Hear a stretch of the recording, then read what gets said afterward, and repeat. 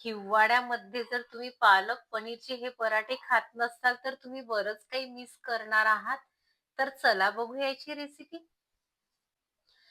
पालक पनीरचे पराठे बनवताना सर्वात आधी पालक घेतली, एक जुडी पालक घेतलेला आहे आणि पालक एक 3 मिनिट असा शिजून घेतलेला आहे आणि पालक टाकून घ्यायचा मिक्सरच्या पॉटला.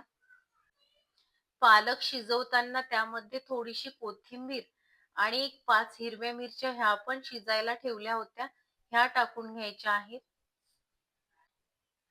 आणि 1 चम्मच ही साखर आहे ही टाकून घ्यायची आहे. साखरेने वरचं आवरण काही गोड होणार नाही, पण चव छान येईल या पराठ्याला. मिक्सर मधून वाटून घेते.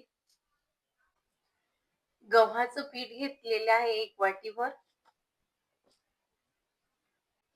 अर्धी वाटी बेसन आहे, बेसन टाकून घ्यायचं आहे. चण्याच्या डाळीचं बेसन आहे.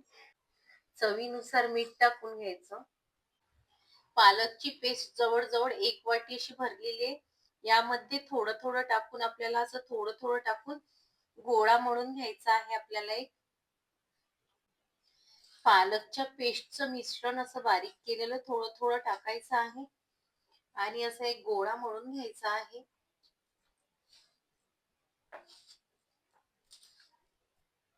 पालकाचा गोळा मळून तयार झालेला आहे. यावर असं एक झाकण ठेवून आपल्याला अर्धा तास हे मुरू द्यायचं आहे. जर लगेचच तुम्ही पराठे करायला घेतले तर ते फुटतील. हा गोळा मुरतो आहे तोवर आपण स्टफिंगची तयारी करून घेऊया. जवळ 250 ग्राम पनीर घेतलं आणि असं किसून घेतलं.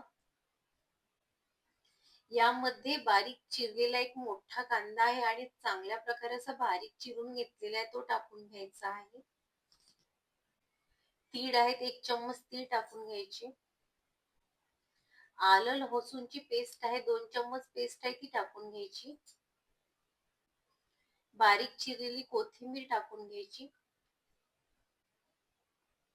तिखट टाकून घ्यायचं. तिखट तुमच्या आवडीनुसार टाकायचंय. तुम्हाला जर तिखट जास्त आवडत असेल तर तिखट जास्त टाकायचं किंवा कमी टाकून घ्यायचं. 1 चम्मच पावभाजी मसाला आहे. पावभाजी मसाल्याने या पराठ्याला फार छान चव येते.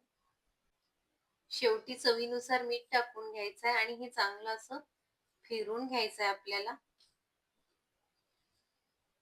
हे चांगल्या प्रकारे मिक्स झालेलं आहे.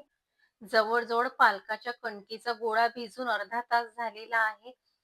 हा गोळा असा थोडासा तुम्हाला ज्या साईजने पालक पराठा पाहिजे असेल, पालक पनीर पराठा त्या साईजने असा गोळा घ्यायचा आहे आणि हलकासा असा थोडासा असा लाटून घ्यायचा आहे. आणि जे पालकाचं आपण हे मिश्रण तयार करून ठेवलं होतं ते बघा, असं केल्यानंतर त्याचा लगेचच असा गोळा तयार होतो. तुम्हाला हवा असेल यामध्ये जेवढी स्टफिंग टाकायची आहे तेवढा असा गोळा वळून घ्यायचा आहे. पालकाचा जो गोळा आहे तो यामध्ये असा टाकून घ्यायचा आहे आणि अशा प्रकारे असं प्रेस करत करत असा हे बघा असं वरच्या बाजूने जशी आपण पुरणपोळी वळवतो ना त्याच पद्धतीने आपल्याला ही स्टफिंग पूर्ण अशी भरून घ्यायची आहे. शेवटी राहिलेली अशी कणिक थोडीशी अशी काढून घ्यायची आहे आणि थोडंसं असं पीठ लावून असा हलक्या हाताने हा पराठा जो आहे तो आपल्याला असा लाटून घ्यायचा आहे. पॅन चांगला गरम झालेला आहे. पराठा आपल्याला टाकून घ्यायचा आहे. पराठा दोन्हीही बाजूने चांगला असा भाजून झालेला आहे. तूप टाकून घ्यायचं आहे. तुम्हाला जर तूप आवडत नसेल तर तुम्ही तूप स्किप करू शकता. पराठा असा मस्त भाजला गेलेला आहे. हा पराठा तुम्ही दह्यासोबत, चटणी सोबत खाऊ शकता. मस्त पालक पनीरचे असे मऊसूद आणि खूप छान असे भन्नाट पराठे तयार झालेले आहेत. पालक पनीरचे असे मऊसूद. तुम्हाला ही रेसिपी कशी वाटली मला कमेंट्स मध्ये नक्की सांगा. चला तर भेटूया एक नवीन रेसिपी सोबत. बाय.